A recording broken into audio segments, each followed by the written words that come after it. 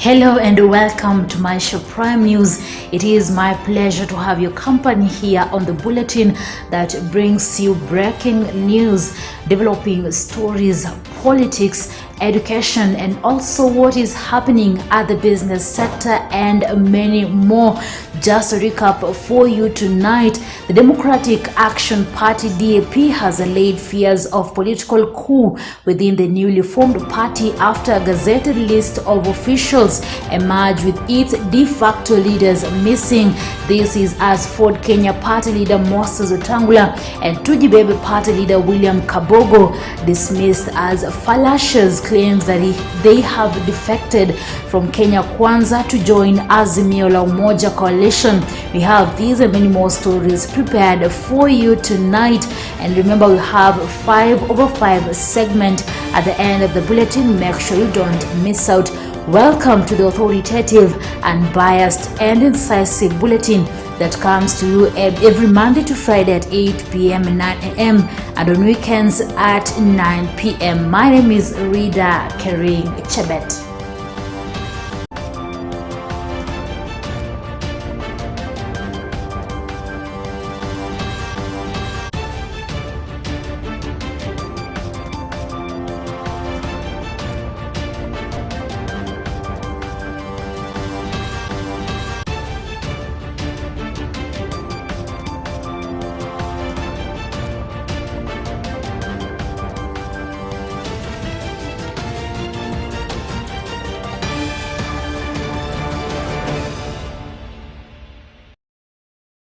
Welcome on board. As the deadline for politicians to make cross-party moves and settle with the parties that they will be using in the August 9th elections, the Democratic Action Party DAP has allayed fears of a political coup within the newly formed party after a gazetted list of officials emerged with its de facto leaders missing. Bushebi Jr. is on that story. The Democratic Action Party DAP Kenya has allayed fears of a political coup within the newly formed party after a gazetted list of officials emerged with its de facto leaders missing. In a gazette notice released on Thursday by Registrar of Political Parties Ann Deritu, the names of perceived party leader Wafula Wamunyinyi, the Member of Parliament for Kandui constituency, and taunted Secretary General Eseli Simiyu, the Member of Parliament of Tongaren, Bungoma County, were nowhere to be found on the list. Simiyu, however, clarified during a press conference on Friday that the gazetted list contained names of founding officials since they were yet to officially quit Ford Kenya when the records were being placed at the office of the Registrar of Political Parties. He noted that the window was not open for them to decamp to DAP Kenya, as they would have risked losing their seats. The Tongaren Member of Parliament mentioned that changes will be instituted in a few days, with the deadline of submission of party lists expected to be on March 26th. Welcome to the fastest growing party in the Republic of Kenya. Uncertainties gripped the party after the notice lifting David Simiyu Muchele as national chairperson and Bernard Wanjala Masanja as Secretary General emerged. Is a representation of a new order.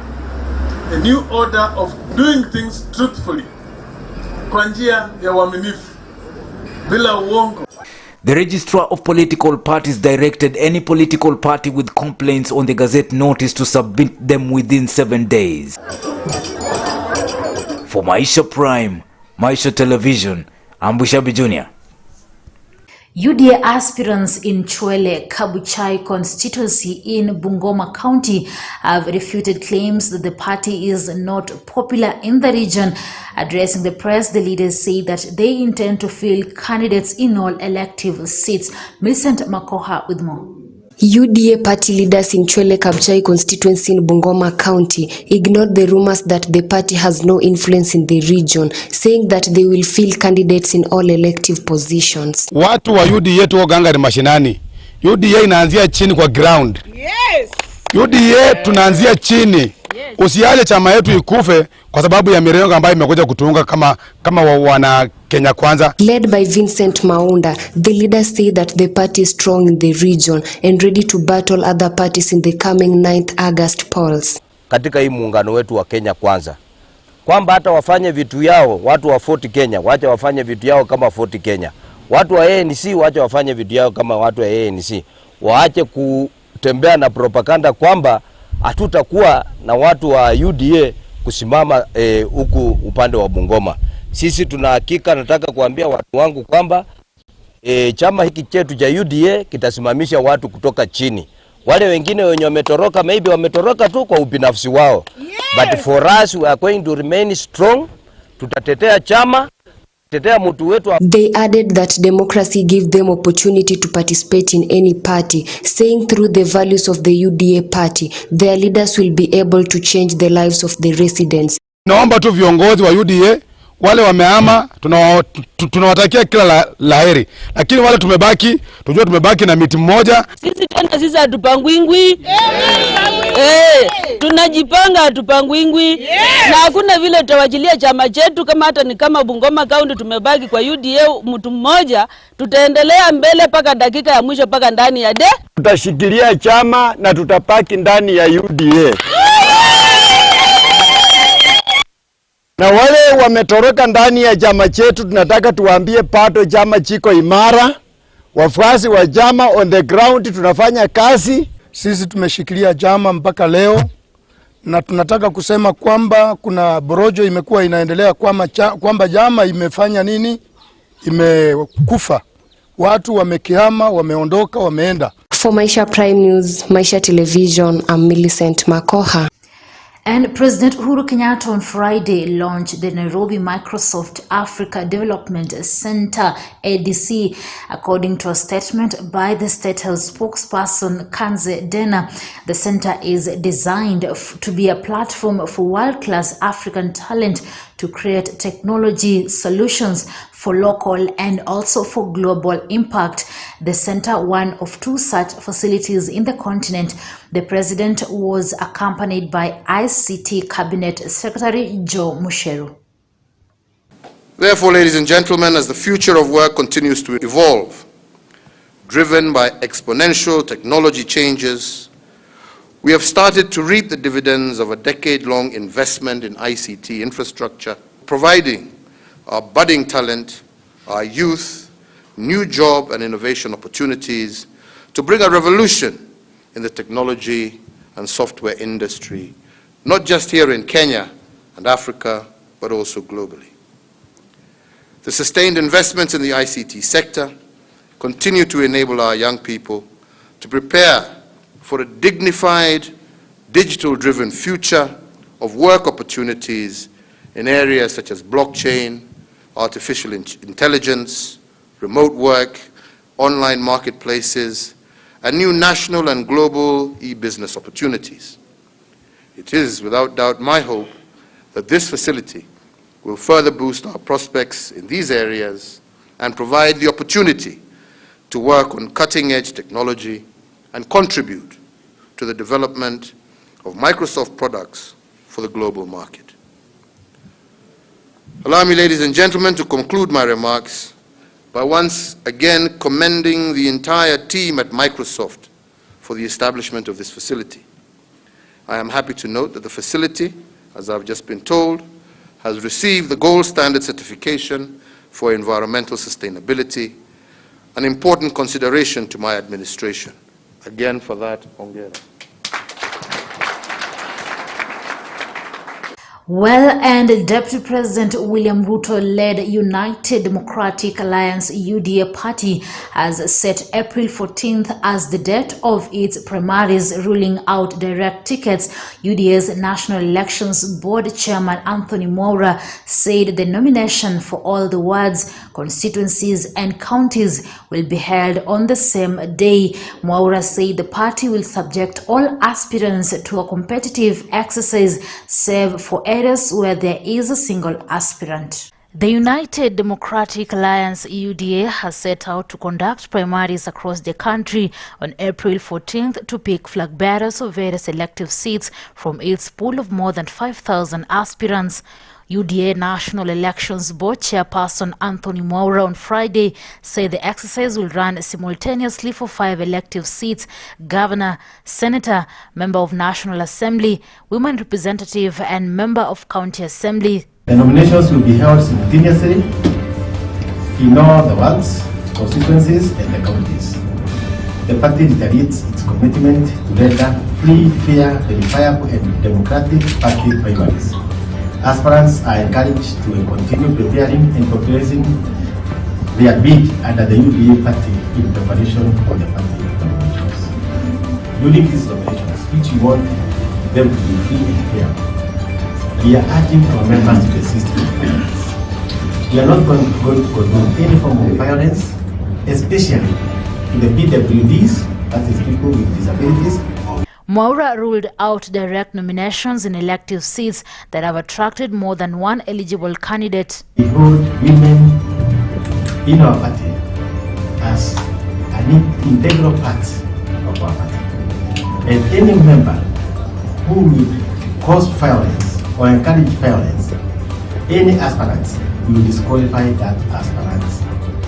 In cases where political contenders reach a consensus, as in the case of Kakamega gubernatorial contest, a party will not conduct nominations. And even if he causes that violence in the morning, that election will go on. And we are categorical. Number 3, any form of violence towards journalists. We cannot tolerate that one amongst our members, and we are not going to allow journalists to be harassed by any of our members. And more so because journalists and members of the fourth estate are partners in this process, and we invite you on that date of to come and witness. Former Kakamega Senator Boniface Halwale shelved his gubernatorial bid in support of Cleophas Malala. Halwale will vie for the Kakamega Senate seat after talks that were led by Ruto and his Kenya Kwanza co-principals Musalia Mudavadi and Moses Wetangula of Ford Kenya Party. To our opponents, brace yourself for a fierce fight, because a combination of Malala and Halwale, I think you know the results. I have not stepped down. In fact, I have stepped up, so that I focus more on the common agenda. For Maisha Prime, Maisha Television, I'm Rida Kering Chebet. And away from that, the National Council of Churches of Kenya has affirmed Kenyans have confidence in the Independent Electoral and Boundaries Commission (IEBC) and the judiciary as currently constituted. The council asked the government to fund IEBC for it to hold credible elections in August, as our reporter Brian Gad reports. The National Council of Churches of Kenya (NCCK) has called on the church and men of cloth to be impartial during this electioneering period. Led by Bishop Sostin Hamala Bifoli, who is the Vice Chair Bungoma NCCK, the leaders said that the church should raise its bar in playing the critical role of ensuring Kenya has a free, fair and credible elections. In conclusion, our clarion call to all citizens of Kenya and the residents of Bungoma County is to stand up individually and collectively to ensure free, transparent, and credible elections.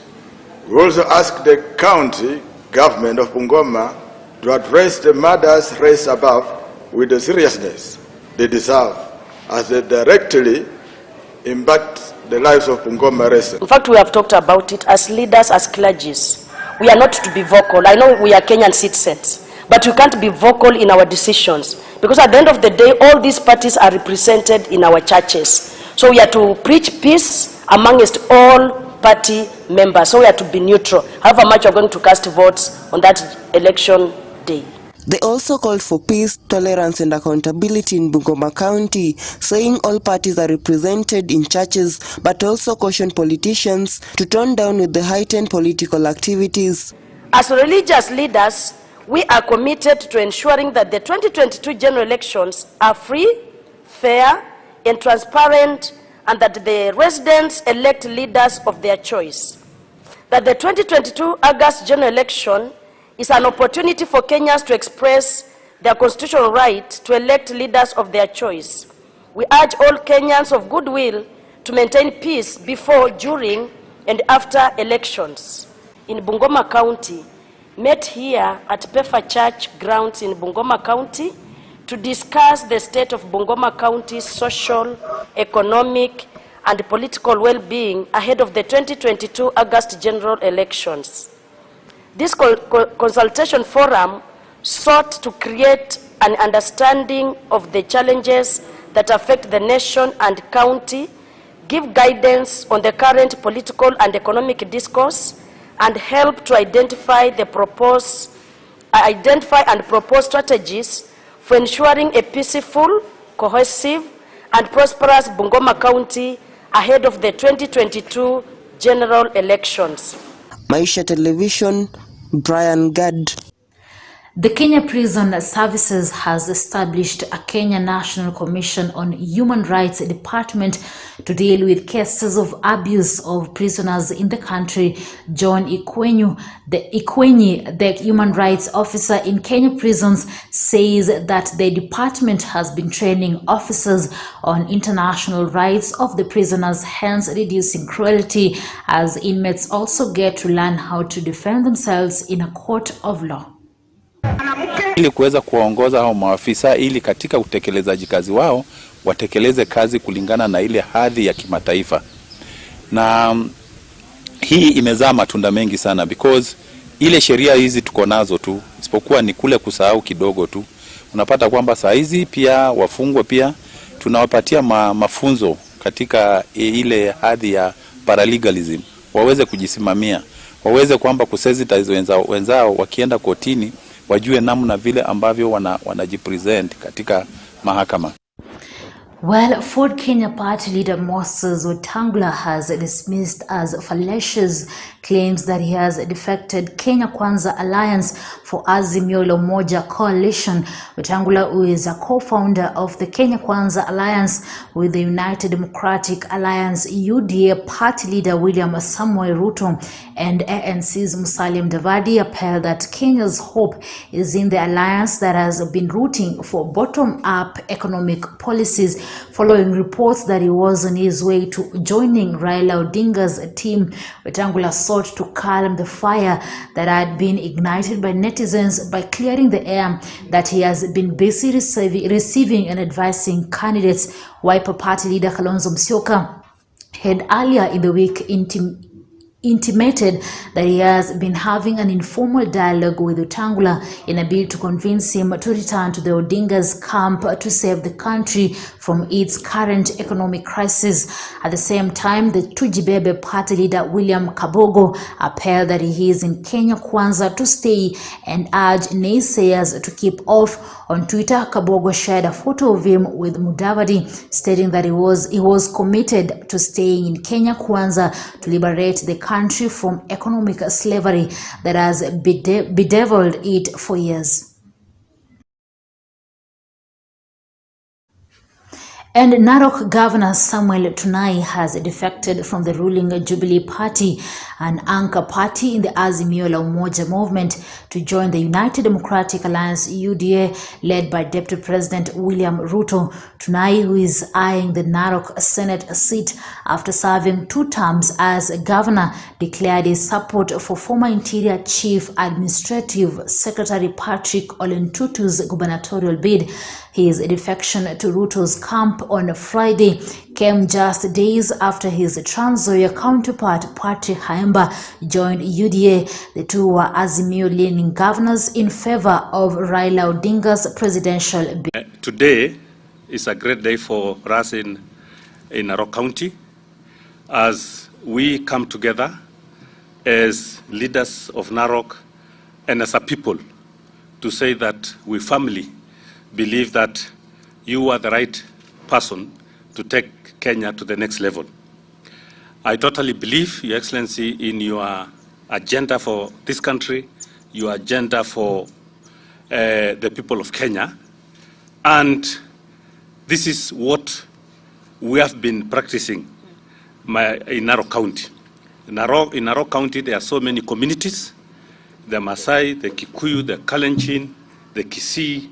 All the communities are actually in this country have some space in Narok. And what I did when I came in the 2013 is to ensure that all the communities in Narok, which I believe is God who has put us together, coexist peacefully. And this is the difference between us, Your Excellency, as you said in your launch, at the county level with our competitors. Our brother, the governor of Narok, the Honorable Samuel Tunai, today formally joins the United Democratic Alliance Party and the Kenya Kwanza Alliance, so that we can move together and build a formidable society and a strong nation. I want to commend the Honorable Samuel Tunai as governor. He endeavored to work with all the communities and to bring on board all the communities in Narok County. Mahali ambapo tunasikia sauti ambazo zinasema kuna majamii fulani ambao wanataka ikae hivi na hivi, nataka niwaulize watu wote wa Narok wasikubali uongozi wowote ambao uko na nia ya kuwagawanya katika vipande vya ukabila. Mimi nataka niwaulize watu wote wa Narok kwamba washirikiane na viongozi wale ambao wamedhihirisha katika siasa zao ya kwamba wako na nia na uwezo wa kuunganisha jamii zote za Narok, vile ndugu yetu Samuel Tunai amefanya kwa muda wa miaka 10 akiwa governor wetu pale Narok County. Kwa wale viongozi wote ambao wameungana na sisi asubuhi ya leo, nataka niwaambie asante sana kutoka Narok County. Sasa team yetu ya Narok County imekamilika na tuko tayari katika uchaguzi unaokuja. And the Azimio la Umoja movement, led by its leader Raila Amolo Odinga, on Friday took their campaigns to Teso. During the campaign, Raila Odinga hit out at Gatundu South Member of Parliament Moses Kuria following his sentiments on the Luo community. Our reporter Millicent Makoha with more. Ni bahati tena na leo nimekuja na tinga. Asante sana. Fire! Fire! Orange Democratic Movement Party leader Raila Odinga has hit back at individuals who he accused of resorting to abuses by describing him as uncircumcised. The former Prime Minister, who spoke in Teso when he started his 4-day campaign of Western Kenya region on 25th March, noted that those who claim he's uncircumcised have no respect for communities that culturally do not practice circumcision. Juzi mlisikia watu wengine wakinitusi mimi ati Raila hawezi kuongoza, maana yake yeye hajakatwa huko chini, hajatairiwa. Simulisikia hiyo kitu? Simulisikia hiyo kitu? Simulisikia hiyo? Hiyo mtu hapana tusi Raila peke yake. Anatusi hata atusi Vijaluo peke yao. Anatusi wewe Mteso, anatusi Mturukana, anatusi wale makabila wote ambaye hawatahili. Anasema wewe sio wewe peke yako huwezi kuongoza, mtoto yako hawezi kuongoza, mjukuu yako hawezi kuongoza, mtuko yako hawezi kuongoza. Gatundu South Member of Parliament Moses Kuria criticized President Uhuru Kenyatta for going against an alleged 1969 oath that bars the Mount Kenya community from electing a leader who comes from a community that doesn't practice circumcision. He claimed that the oath was administered on the community by the country's founding president Mzee Jomo Kenyatta. Vile nilisema huko Gatundu, nyinyi watu wa kanisa 1969 mulishikwa kwa nguvu, mulilipishwa pesa, hata hiyo pesa ilikuliwa in the name of oathing. Wengine walikuwa hata na etakwati ya wewe adhomete wewe bete ilikuwa inatolewa kwa nguvu. Watu walikuwa nakatwa mpaka nyama ndio ati waende wakachukua ile muma huko kwetu Gatundu. Nikauliza swali moja, wakati unapenda wale unatuambia ni wazuri, wakati hauwapendi unatupea muuma, wakati makamu wa rais anakuunga mkono unasema huu ni kijana wangu, ni mtu mzuri sana, wakati hamtaki unatuambia ni mwizi. Odinga, however, challenged Kuria and those who claim that he is uncircumcised to explain to the public how they know Odinga had not undergone the cut. Kwanza mimi nimeuliza yeye, wewe unajuaje ya kwamba Raila hajakatwa?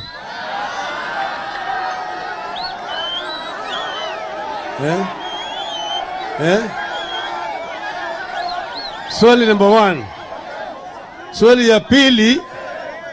ya pili, wewe ni mwanaume kama Raila, una haja gani na chombo cha Raila?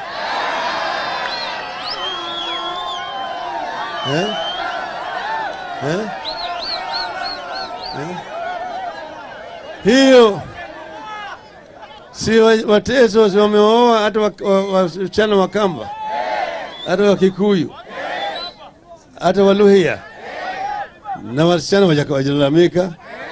Kama msichana wajalalamika, mwanaume mwenye analalamika ya nini? Huyo mwanaume mbana lalamika ni mshoga.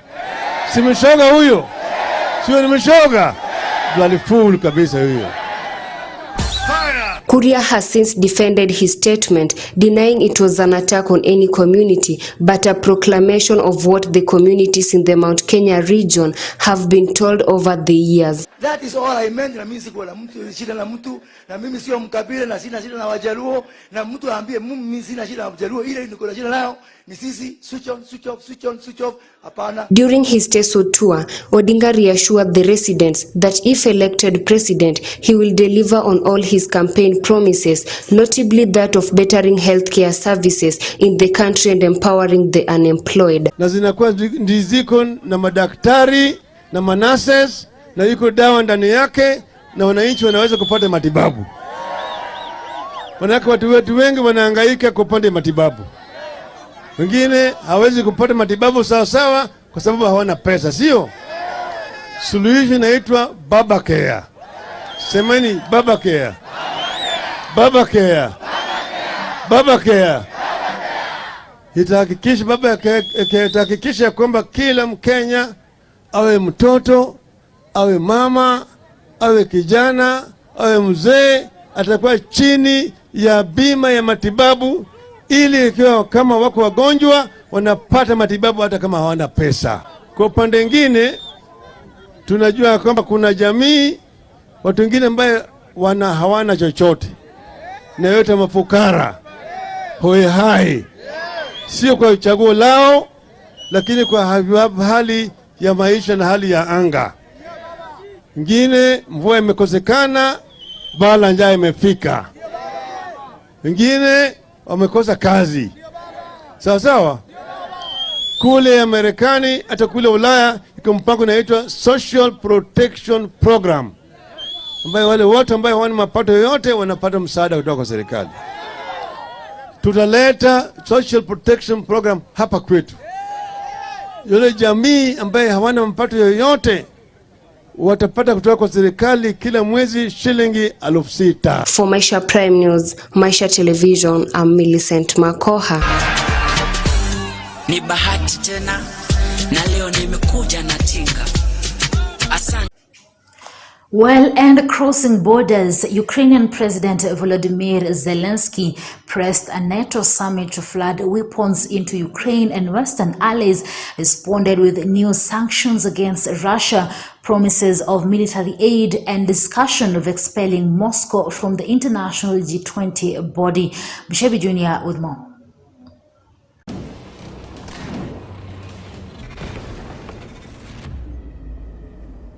Ukraine's president made an impassioned plea for global street protests against Russia's bloody month-old invasion and for democratic leaders amassed in Brussels for emergency summits on Thursday to send more advanced weaponry. Come from your offices, your homes, your schools and universities. Come in the name of peace. Come with Ukrainian symbols to support Ukraine, to support freedom, to support life. Come to your squares, your streets. Make yourselves visible and heard. In a late-night televised address from the emptied streets of the besieged capital Kyiv, a defiant but visibly tired Volodymyr Zelensky appealed in English for the world to help ensure his nation's survival. Say that people matter, freedom matters, peace matters, Ukraine matters. From March 24th, in downtowns of your cities, all as one together who want to stop the war. Addressing leaders of the G7, NATO and the European Union meeting in the Belgian capital, he called for a step shift in weapons deliveries, including more advanced fighter jets, missile defense systems, tanks, armored vehicles and anti-ship missiles. The war of Russia is not only the war against Ukraine. Its meaning is much wider. Russia started the war against freedom as it is. This is only the beginning for Russia on the Ukrainian land. Russia is trying to defeat the freedom of all people in Europe, of all the people in the world. It tries to show that only crude and cruel force matters. It tries to show that people do not matter. His appeal came exactly 1 month after Russian tanks rolled over the border, bringing a conflict that has already killed thousands of Ukrainian civilians and thousands more soldiers on both sides. The acts of terror against peaceful people go on. 1 month already. That long. It breaks my heart, hearts of all Ukrainians and every free person on the planet. That's why I ask you to stand against the war, starting from March 24th, exactly 1 month after the Russian invasion. From this day and after then, show your standing. More than 10 million Ukrainians have fled their homes as cities have faced sustained Russian bombardment from land, sea and air. In the southern port city of Mariupol alone, 100,000 people are trapped without food, water or power and enduring fierce shelling by Russian forces. I thank everyone who acts in support of Ukraine, in support of freedom, but the war continues. In the city's hospital, local officials said staff have evacuated patients to the basement where they are treated by candlelight beside 600 to 700 other residents seeking what little safety they can. Experts say Russia's once vaunted military has been bogged down by dogged resistance and has turned to long-range bombardment in the hope of making Ukrainian resolve.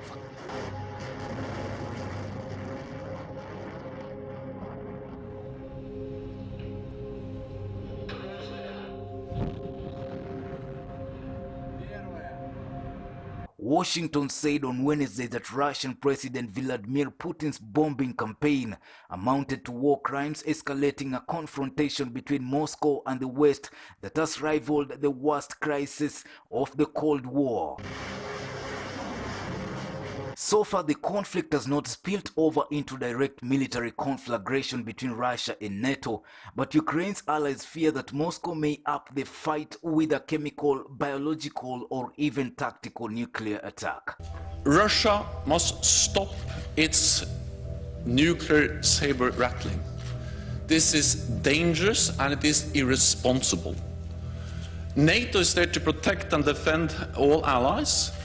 And we convey a very clear message to Russia that the nuclear war cannot be won and should never be fought. So far, the conflict has not spilled over into direct military conflagration between Russia and NATO, but Ukraine's allies fear that Moscow may up the fight with a chemical, biological, or even tactical nuclear attack. Facing mounting diplomatic and economic pressure, Putin's regime has responded by using nuclear weapons if it faces an existential threat. In the back-to-back Brussels summits, US President Joe Biden and other leaders are expected to bring pledges of more lethal weapons to Ukraine and more punishing sanctions for Russia's already crisis-wrecked economy. Putin has made a big mistake, and that is to launch a war, to wage war against an independent sovereign nation. He has underestimated the strength of the Ukrainian people, the bravery of the Ukrainian people and the armed forces, and therefore they are also meeting much more resistance than they expected.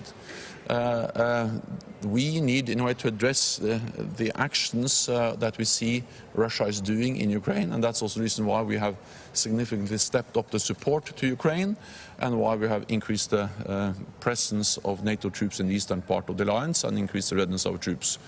We do so to be able to respond and address any threat, any challenge to our security, and what kind of decisions and what kind of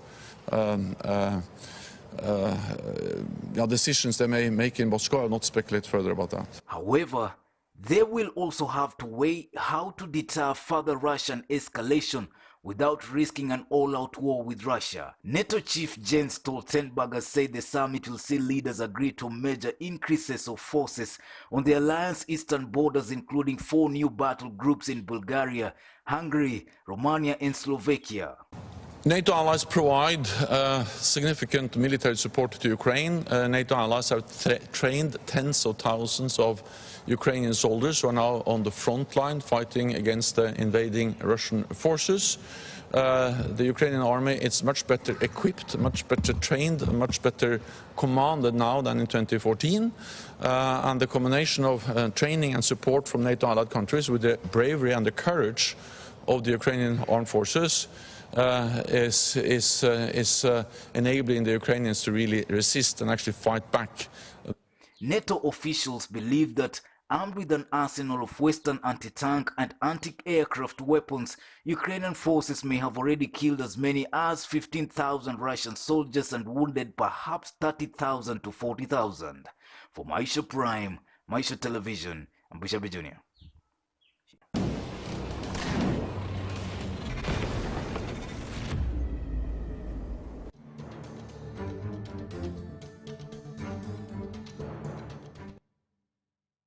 Well, let's take a quick break. Maisha Prime News will be back shortly.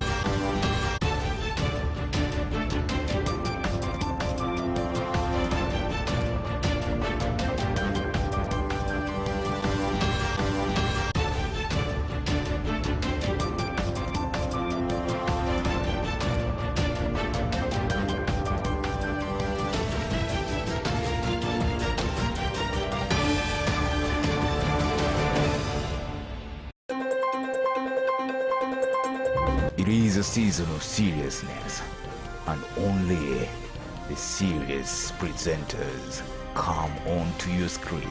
Maisha Prime News and Maisha Prime Morning Edition. My hustle, my story. Maisha Prime Weekend. Rida Karim Chibet, Millicent Makoha, Brian Gad. Only on Maisha TV.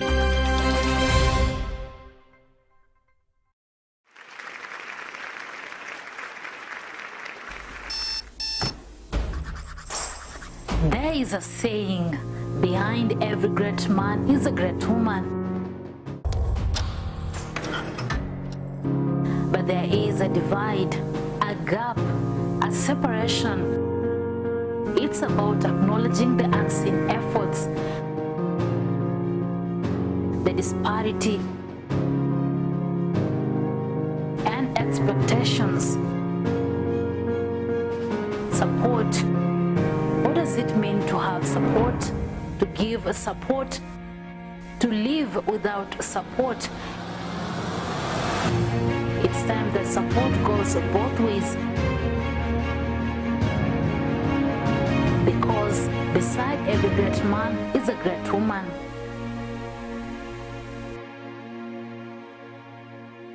Kisiwa Technical Training Institute is a leading technical training institute committed to offering high-quality education in the process, produce highly skilled, knowledgeable, and responsible graduates in the field of engineering, science, and technology. We provide high-quality education in Kenya and beyond, offered by a dedicated team of lecturers for globally competitive skills in TVET, innovations and research solutions for socio-economic prosperity. You can apply for a diploma or a certificate course in electrical engineering, information and communication technology, social work and community development, agriculture and agricultural engineering, hospitality and institutional management, building and civil engineering, business studies, secretarial studies, among many. We offer both online learning and blended learning through e-learning. The Institute does not charge any fee for admission application forms. Apply now. Kisiwa Technical Training Institute is located in Kabuchai in Bungoma County. Under Kisiwa Technical Training Institute, you get quality training under modern facilities, library, laboratory, playing grounds, and courts. Once you enroll with us, you are assured of, out of the total fees for the year, 56,420, the government is going to pay for you 30,000 shillings. For more information, contact us on 011 0096 090, 011 0096 090. You can also send your application to PO Box 657 Bungoma. You can write your email to info@kisiwatech.ac.ke. Kisiwa Technical Training Institute, a center of excellence in TVET research and innovations. Are you looking for a reputable technical institution to enhance your technical skills? Look no further. Kongoni Technical and Vocational College is an approved technical training institute by TVETA, a college committed to providing you with quality programs and services that will enhance and enrich your technical hands-on skills to meet societal needs. It is a top-rated technical and vocational college in provision of training, innovation, and action research in Kenya and beyond. We provide quality technical vocational training and research in collaboration with stakeholders to produce highly skilled and innovative human resource. We offer certificate in general agriculture, diploma in entrepreneurial agriculture, diploma in general agriculture, artisan in storekeeping, certificate in computerized secretarial, certificate in supply chain management, certified in information studies, certified public accountant, diploma in accounting, diploma in supply chain management, certificate in ICT, diploma in ICT, certificate in welding and fabrication, diploma in welding and fabrication, certificate in hairdressing and beauty, diploma in fashion design and clothing, certificate in fashion design and clothing, among many. Kongoni Technical and Vocational College is located in Likuyani Sub-County of Kakamega County, next to Likuyani Sub-County headquarters along Kitale Eldoret Road. For more information, contact us on 0721927458 or 0712114908. You can also send your application to PO Box 4530-205 Matunda or write to us on email to kongonitvc@gmail.com. Kongoni Technical and Vocational College, technology and innovation to meet societal needs.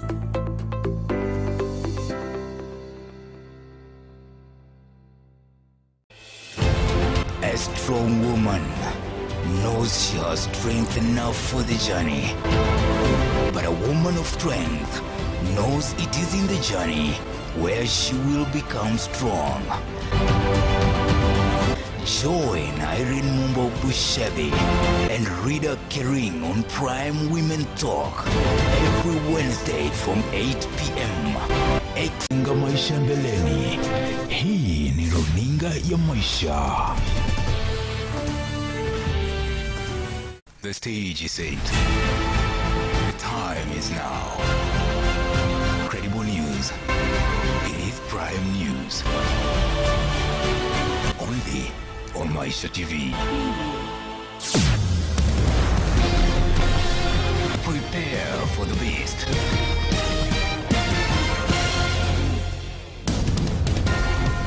Informative.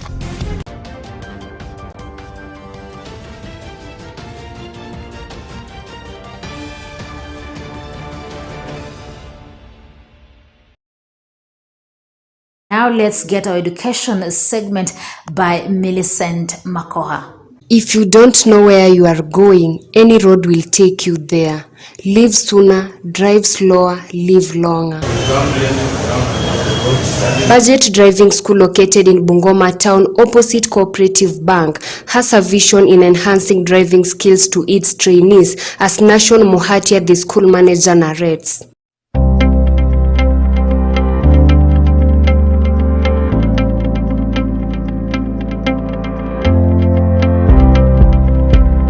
My name is Nation Muhatia, who is the manager of Budget Driving School, a school which is situated here in Bungoma town, and the direction we are found at opposite Cooperative Bank. According to the manager, the facility offers driving courses in various classes such as class A, B, C, and D at fairly affordable charges. This school,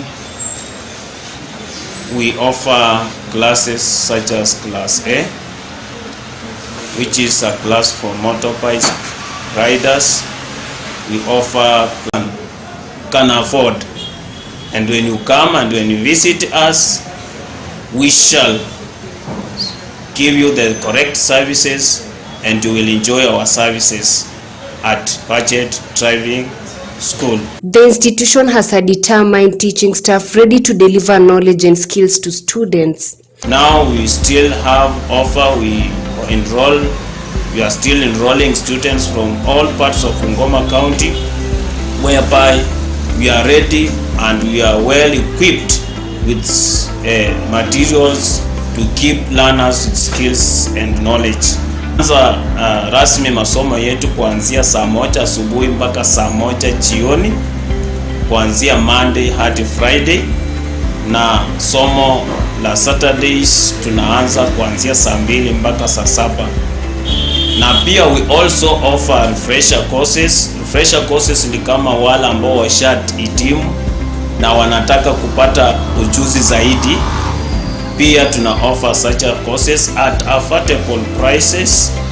So we welcome all of you ambao mko tayari kujiendeleza katika ujuzi katika barabara zetu. Kama mnavyojua, saa hizi tunaenda na sheria mpya na ambayo tu tayari kuwapea mafunzo ile ambayo itakusaidia kule barabarani na utakuwa dereva mwema.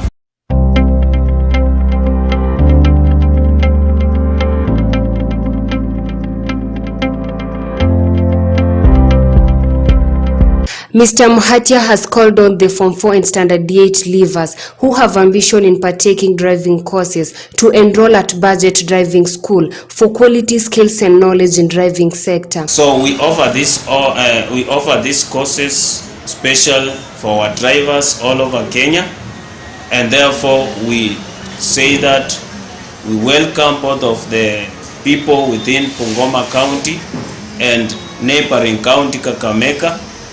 We welcome you fully at our school here at Bungoma Budget Driving School.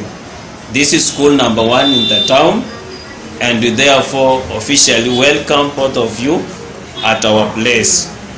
Kwa hivyo nawakaribisha wote, kila mmoja tusikie. Our motto is join the best and wave the rest. Therefore, I may say Budget Driving School welcomes you to the world of driving. Join the best and wave the rest. For Maisha Education segment, Maisha Television, I'm Millicent Makoha. And still on feature mode, let's have a look at our daily feature, My Hustle, My Story by Brian Gad.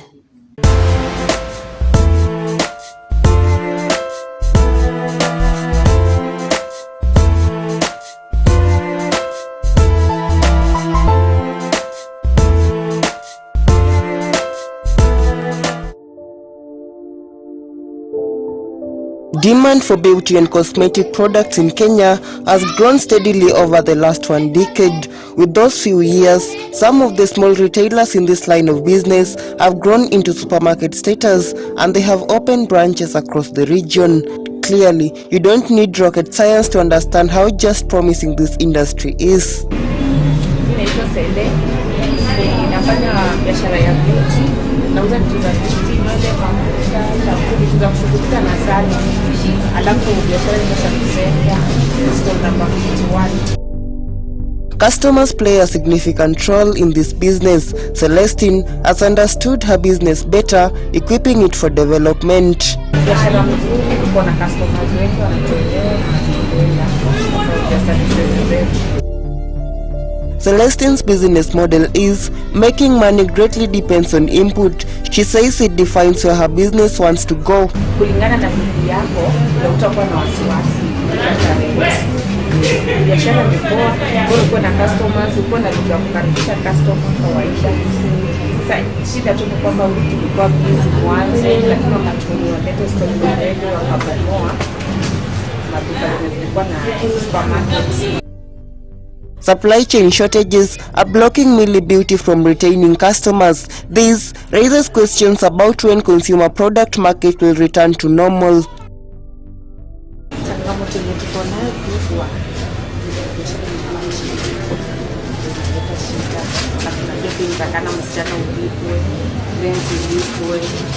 Unapata saa zingine customer tu watakuja wanataka hiyo kitu na mimi pia hauna, unaona pesa zinaenda hivyo.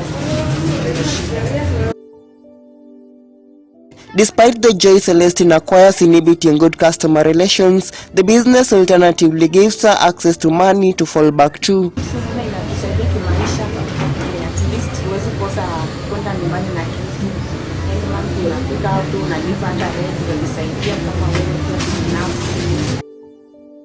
Good management means employees are more engaged, more committed, and more productive. Our employer has provided exactly these qualities.